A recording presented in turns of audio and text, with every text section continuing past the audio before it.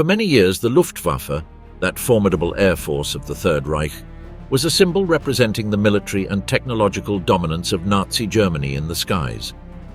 Hermann Göring, the Reichsmarshal of the Third Reich, went from being the Führer's trusted man to being imprisoned at the Nuremberg Trials, where he tried to manipulate his legacy before taking his own life with cyanide the night before his execution. Others, like Erhard Milch, suffered the humiliation of being tried for war crimes. Milch was sentenced to life imprisonment, although he was released after serving only 9 years and quietly returned to the aviation sector. Hugo Sperrle, on the other hand, was acquitted but lived in obscurity, marked by criticism of his leadership during the war. So, after the fall of the Third Reich, what fate awaited the strategists of the Luftwaffe who once dominated the skies of Europe?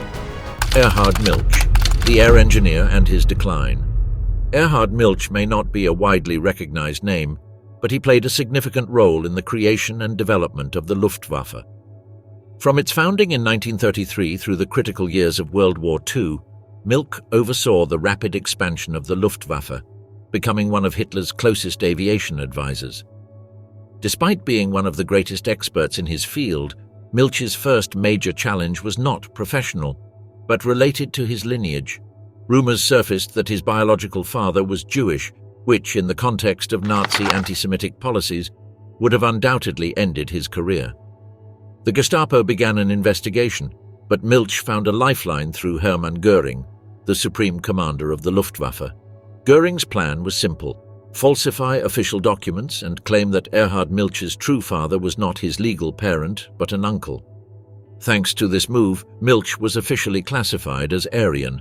Milch was forced to make aircraft production decisions that had a significant impact in favor of the Third Reich during the war. This involved a strategic shift to produce more effective planes, such as the Heinkel He-111 and Junkers Ju-88 bombers, while sidelining less useful models. These aircraft played a crucial role in the early stages of the conflict, allowing the Luftwaffe to maintain a technological and operational edge in European skies. Under Milch's leadership, aircraft production doubled by the summer of 1943. However, the war's context and growing demands soon tested his managerial limits. Unfortunately for Milch, after the Luftwaffe's failure during Operation Barbarossa, his luck seemed to run out.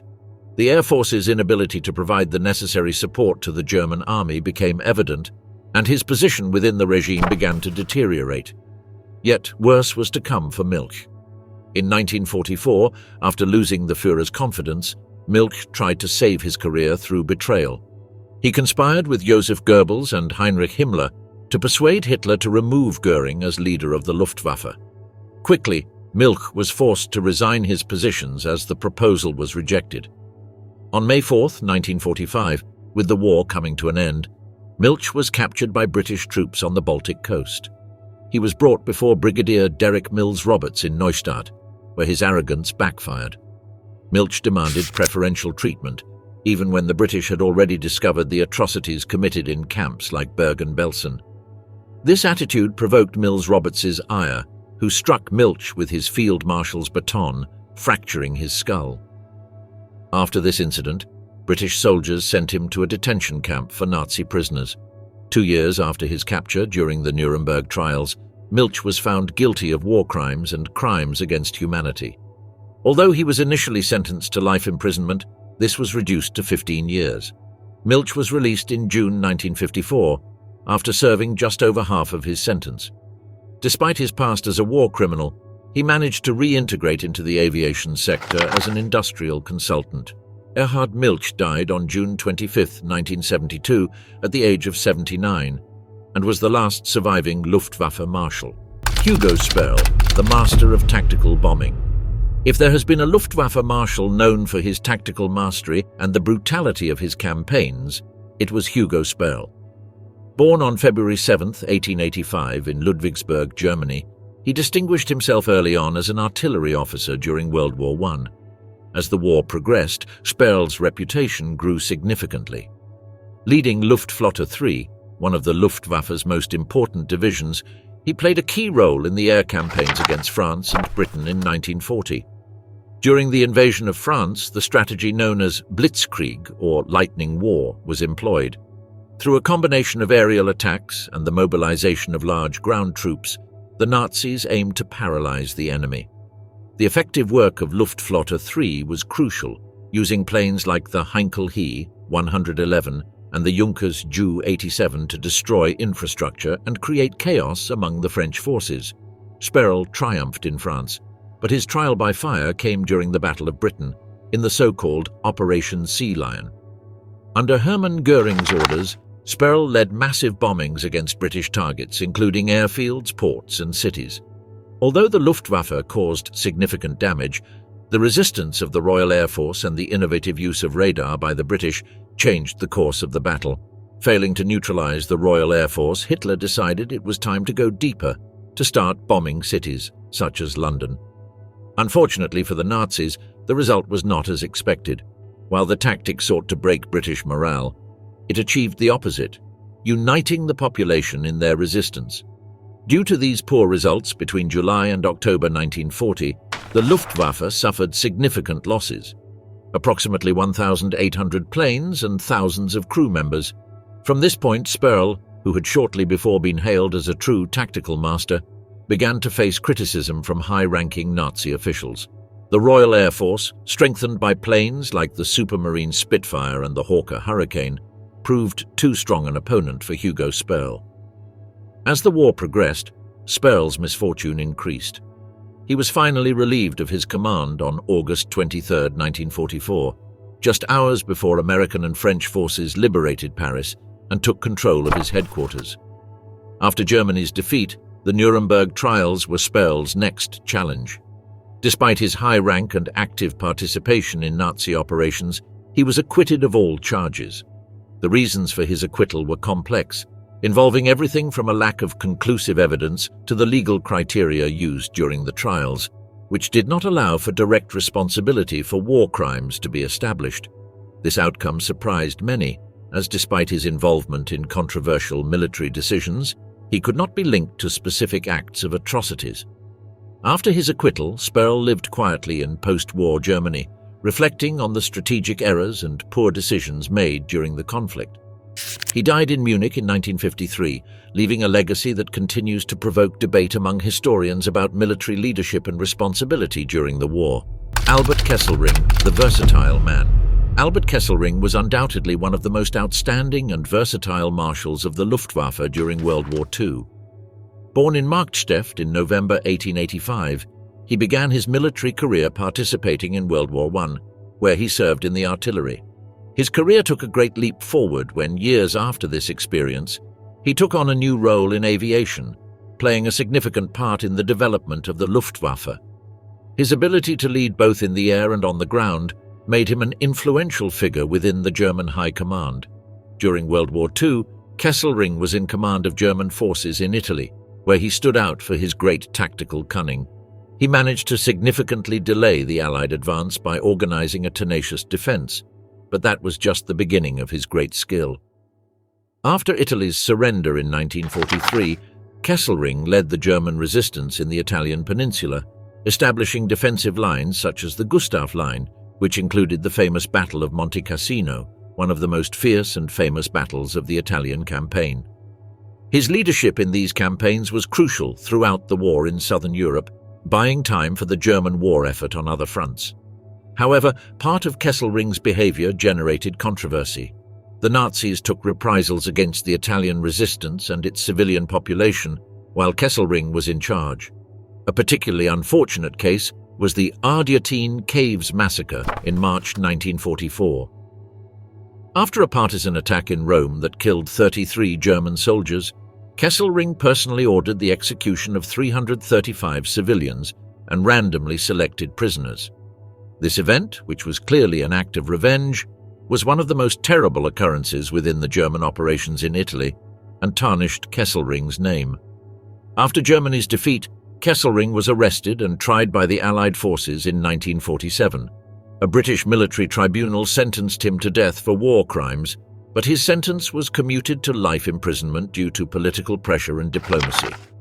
In 1952, after only 5 years in prison, He was released due to health problems, though many believe the onset of the Cold War and the need for reconciliation with West Germany also played a role in his release.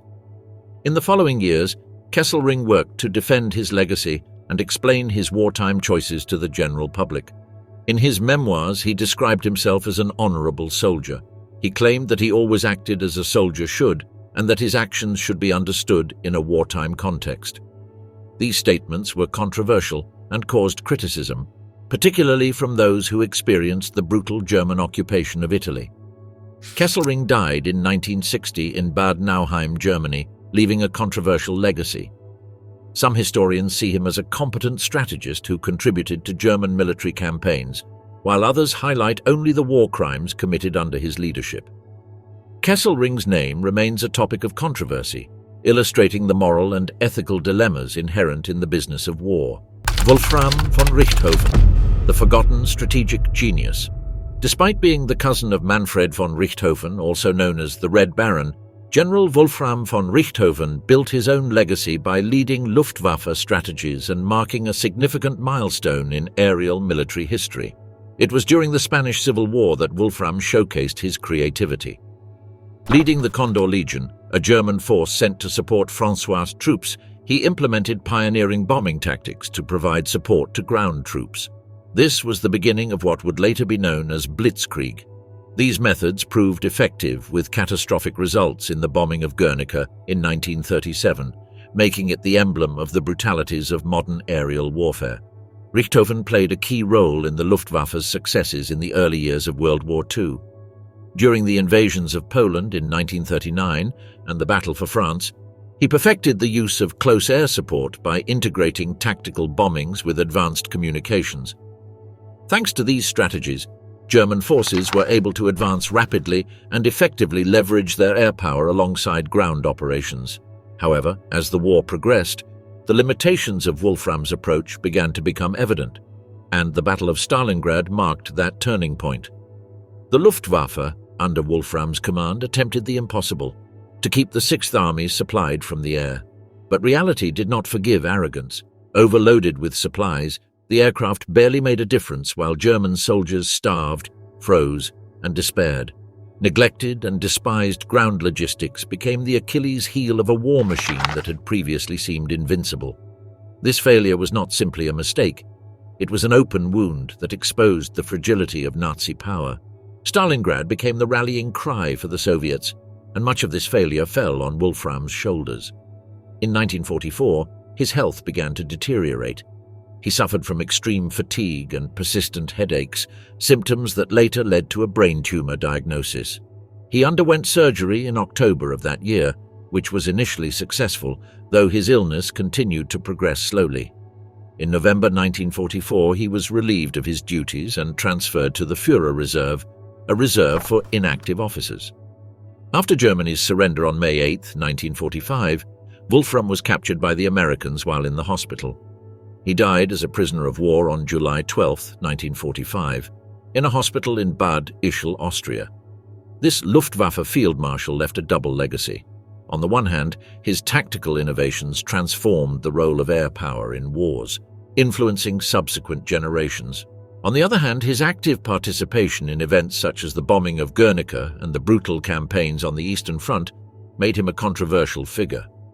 Unlike many Nazi leaders, Wolfram avoided facing post-war justice due to his premature death. Robert Ritter von Greim, the last defender. The figure of Robert Ritter von Greim embodies the most desperate and tragic moments of the final days of the Third Reich. His appointment as the last commander of the Luftwaffe on April 26, 1945, was merely a reflection of the absolute decay of the Nazi regime.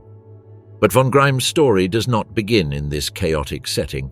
In World War I, he earned respect as a brave and talented pilot to the point of receiving the Knight's Cross of the Iron Cross, one of the highest honors of the time. After Göring was humiliated by Hitler for attempting to negotiate a surrender with the Allies in April 1945, the Führer decided to appoint von Greim as his successor at the helm of the Luftwaffe. Despite his experience, von Greim knew the appointment was nothing more than a dangerous mission, but his sense of duty led him to accept.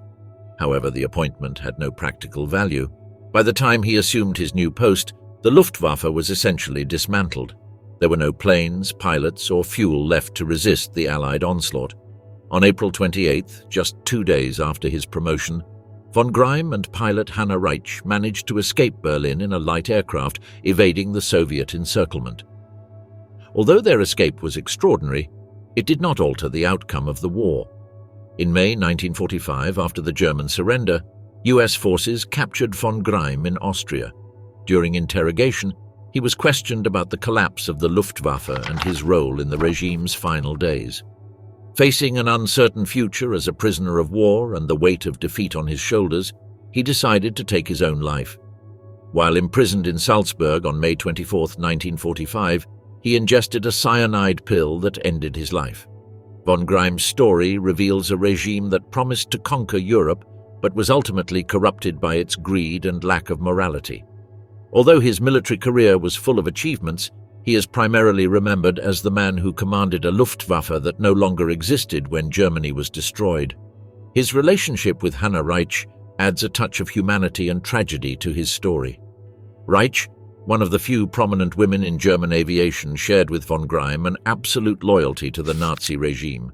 Although she survived the war, she never renounced her ideas or support for the Third Reich, making her a controversial figure until her death in 1979. Robert Ritter von Greim symbolizes not only the desperation and austerity of the final days of the Third Reich, but also the human cost of war. His life and death bear witness to the destruction of everything, even the most loyal, by a regime based on excessive glory and tyranny. Hermann Göring, the man behind the Luftwaffe. A study of Luftwaffe officers would not be complete without dedicating a place to Hermann Göring. He was the man who created and led it during its most glorious years. Göring was undoubtedly one of the highest-ranking officials of the Nazi regime, a hard figure, a political genius, and very astute, but also a symbol of destruction and corruption in the Third Reich. His rise to power and subsequent failures were a mix of deep ambition and deep selfishness that made him a central figure in the history of World War II. Göring began his career as a pilot during World War I, earning a reputation as a skilled pilot.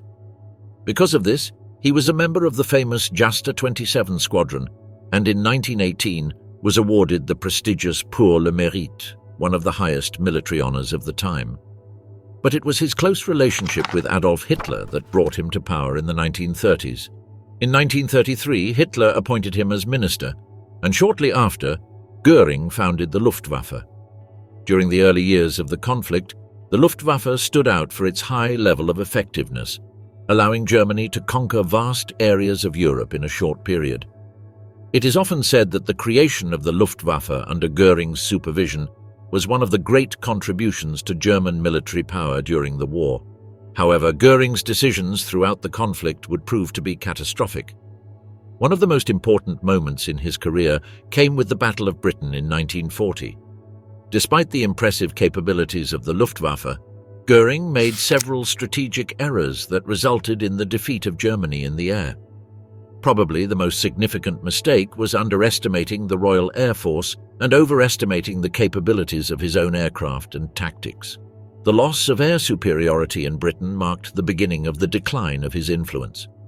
As the war progressed, the Luftwaffe became increasingly disorganized and overwhelmed by circumstances. But Göring, instead of taking responsibility for his failures, clung to his position, showing a dangerous disconnect with reality. But the worst was yet to come. His most notable failure occurred during the Battle of Stalingrad, where he promised continuous air supply for the German forces trapped in the city, but could not fulfill his promise due to a lack of resources, aircraft, and trained pilots. Undoubtedly, this logistical failure sealed in many ways the fate of the Luftwaffe and Göring himself. For many, Göring's leadership was a reflection of his character, brilliant at first, but ultimately self-destructive. By early 1945, the Luftwaffe was practically destroyed, and Nazi Germany was in ruins. After being captured by American forces, Göring had a new idea: to compromise with his captors and try to manipulate the narrative to come out favorably in the Nuremberg trial.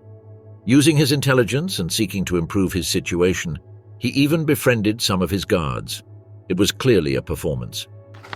At Nuremberg, Göring faced charges of conspiracy against peace, war crimes, and crimes against humanity, of which he declared himself innocent.